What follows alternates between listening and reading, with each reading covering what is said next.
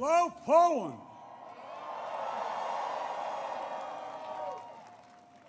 One of our great allies. President Duda, Prime Minister, Mr. Mayor, to all the former ministers and presidents, as well as mayors and Polish political leaders from all across the country, thank you for welcoming back to Poland. You know, it was nearly 1 year ago I spoke at the Royal Castle here in Warsaw, just weeks after Vladimir Putin had unleashed his murderous assault on Ukraine, the largest land war in Europe since World War II had begun. And the principles that have been the cornerstone of peace, prosperity, and stability on this planet for more than 75 years were at risk of being shattered. 1 year ago, the world was bracing for the fall of Kyiv. Well, I just come from a visit to Kyiv, and I can report Kyiv stands strong. Kyiv stands proud. It stands tall. And most important, it stands free. When Russia invaded, it wasn't just Ukraine being tested. The whole world faced a test for the ages. Europe was being tested. America was being tested. NATO was being tested. All democracies are being tested. And the questions we faced were as simple as they were profound. Would we respond, or would we look the other way? Would we be strong, or would we be weak? All of our allies, would be united or divided? 1 year later, we know the answer. We did respond. We would be strong. We would be united. And the world would not look the other way. We also face fundamental questions about the commitment to the most basic of principles. Would we stand up for the sovereignty of nations? Would we stand up for the right of people to live free from naked aggression?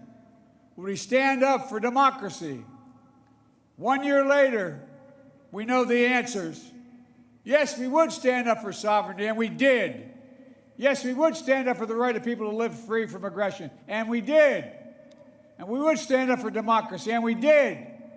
And yesterday, I had the honor to stand with President Zelensky in Kyiv to declare that we will keep standing up for these same things, no matter what.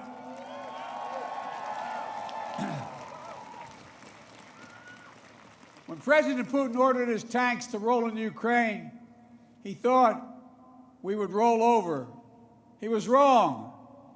The Ukrainian people are too brave. America, Europe, a coalition of nations from the Atlantic to the Pacific, we were too unified. Democracy was too strong. Instead of an easy victory he perceived and predicted, Putin left with burnout tanks and Russia's forces in disarray. He thought he'd get the Finlandization of NATO. Instead, he got the NATOization of Finland and Sweden. He thought NATO would fracture and divide. Instead, NATO is more united and more unified than ever before. He thought he could weaponize energy to crack your resolve, Europe's resolve. Instead, we're working together to end Europe's dependence on Russian fossil fuels. He thought autocrats like himself were tough and leaders of democracy were soft. And then he met the iron will of America and the nations everywhere that refused to accept the world governed by fear and force. He found himself at war with a nation led by a man whose courage would be forged in fire and steel, President Zelensky. President Putin is confronted with something today that he didn't think was possible a year ago. The democracies of the world have grown stronger, not weaker. But the autocrats of the world have grown weaker, not stronger. Because in the moments of great upheaval and uncertainty, that knowing what you stand for is most important. And knowing who stands with you makes all the difference. The people of Poland know that, you know that.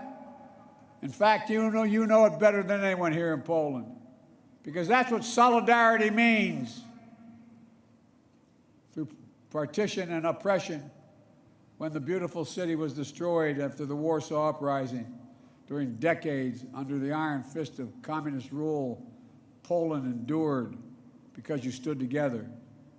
That's how brave leaders of the opposition and the people of Belarus continue to fight for their democracy. That's how the resolve of Moldovan people, the resolve of the people of Moldova to live in freedom, gained them independence and put them on the path to EU membership. President Sandu is here today. I'm not sure where she is, but I'm proud to stand with you and the freedom-loving people of Moldova. Give her a round of applause.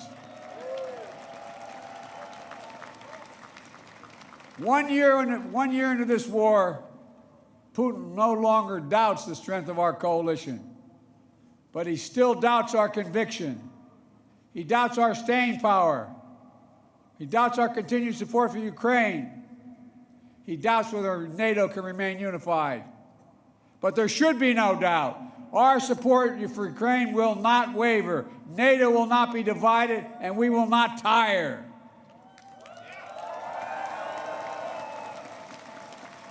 President Putin's craven lust for land and power will fail, and the Ukrainian people's love for their country will prevail.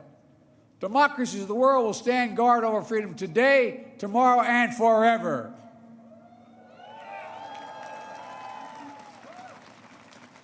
So that's what's at stake here, freedom. That's the message I carried to Kyiv yesterday, directly to the people of Ukraine.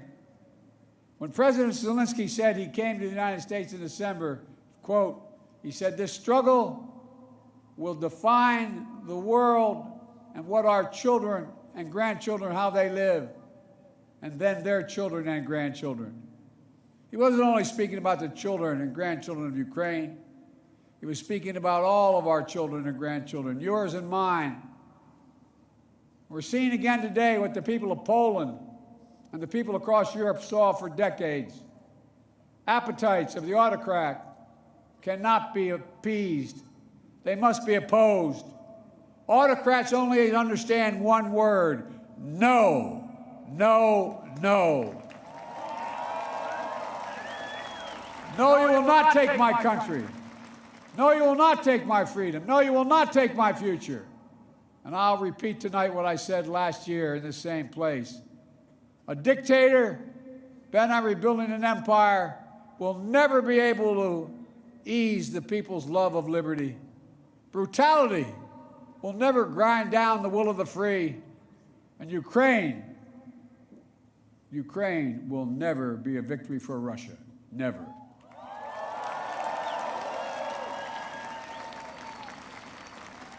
For free people refuse to live in a world of hopelessness and darkness. You know, this has been an extraordinary year in every sense. Extraordinary brutality from Russian forces and mercenaries. They've committed depravities, crimes against humanity, without shame or compunction.